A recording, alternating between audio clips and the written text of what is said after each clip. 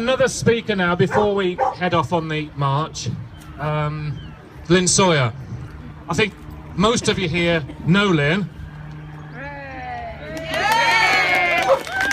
And I think most of you know the work that Lynn has done. I won't mention it now today because we're wildlife campaigners and that's it.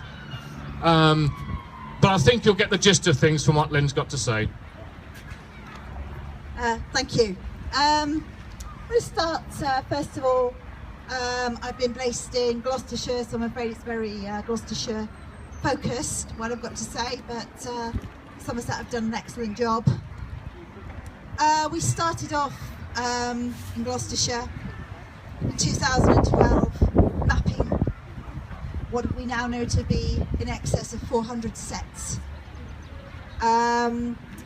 We started off the Cull very naively, thinking we had to keep an eye on about 25 sets. There are hundreds, every single set in the zone we need to keep an eye on. We were out every night, right through the first year, right through the second year, and didn't we do a fantastic job? Yeah. 274 badgers killed. They were supposed to kill 615. I want to pay tribute to the SABs. I want to pay tribute to the set sitters, to all those people who came out in the field and stayed in their cars at junctions, collected car registration numbers, people who went out on the footpaths and not on the footpaths, people who were out in the cold and the wet and the scorching sun, people who set surveyed over the years, months and months and months of walking through brambles, nettles, having their legs scratched to pieces. I'm sure many sympathise with us here. And the work has never stopped. There have been people keeping an eye on these sets day and night, even when the culls aren't on. And they've been out there. And I am speaking from personal experience, and I'm speaking from the experience of many other people. All of those who dog sat, all of those who cooked soup, cakes, who looked after the home front, who supplied money into our petrol tanks. Without money coming from fundraising, we would have got nowhere. Yeah.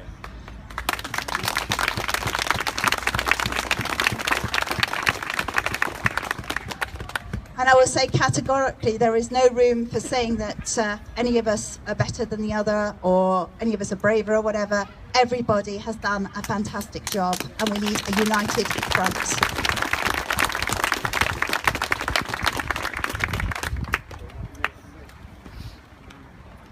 We need to also work in unison on the ground. I think it was much better this last year with the autonomous zones. People went out, they've got their own sets, and they decide how they're going to do it. And that is the way forward. You know, we all have autonomy. We all have autonomy in our own areas. Some people here today won't live in Gloucestershire. In your own area, find out where your sets are, keep an eye on them. We are finding out more and more and more by knowing where our sets are. I'm lucky enough to live right near the Gloucestershire zone. I'm lucky enough to sab in the Gloucestershire zone.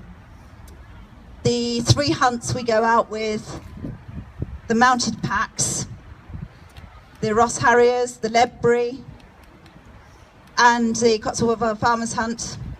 What we have seen over the years is, bearing in mind that they say, our enemies say, that this is an emergency, it's a biological nightmare, this bovine TB. So why are foxhounds still hunting? First of all, we see hounds marked to ground. That means that they'll chase the fox into a badger set. One day, I'm sure you're all familiar with Eldersfield, those that have been to Gloucestershire zone, we saw no less than 5 sets foxes run into, and the hounds chased them there. They were all, obviously, we were there with cameras, they obviously pulled them straight out. But if this is an emergency like they're saying it is, if this is so severe, why on earth is this allowed to happen for sport? bearing in mind that the masters of these hunts are all involved in the cull. And it gets more sinister than that. There's also the blocking of badger sets within the cull zone. We've had many sets blocked when the hunt is in the vicinity. So again, that's causing stress to the badgers, increasing the incidence of bovine TB. And we have come across a couple of incidences this season where we've caught people digging out at badger sets. And within the cull zone, I've seen that happen a couple of years ago, actually within the cull zone, and they soon got their terriers out and ran.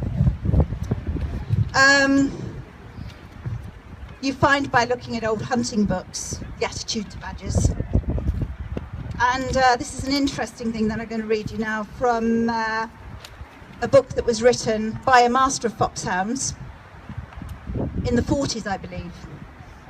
And he's talking about the future of hunting. He said, this is David Brock. Funnily enough, Brock, yeah. It is at present believed that this infection, by which he means bovine tuberculosis, can be carried on the boots of human beings and on the feet of animals. What more likely than it will be carried from an infected farm to a pure one by hounds and horses? It must be anticipated that in the fairly near future, a certain number of farmers will, in the interest of their businesses, feel bound to close their farms to hounds. This was written 70 years ago. So why, in this so-called emergency within the Gloucestershire Cull zone, and I'm sure it's the same in Somerset, is this being allowed, not because it's of any import to agriculture, but for sport? Something that's been banned by law as well. So I'll leave you with that to have a think about. I would also just like to say as well, today is World Day for Laboratory Animals, for animals in laboratories, sorry, and there are people at Ledbury at Sequani, so if people wish to go there afterwards, that might be quite a good thing to show them some solidarity. Okay, thank you.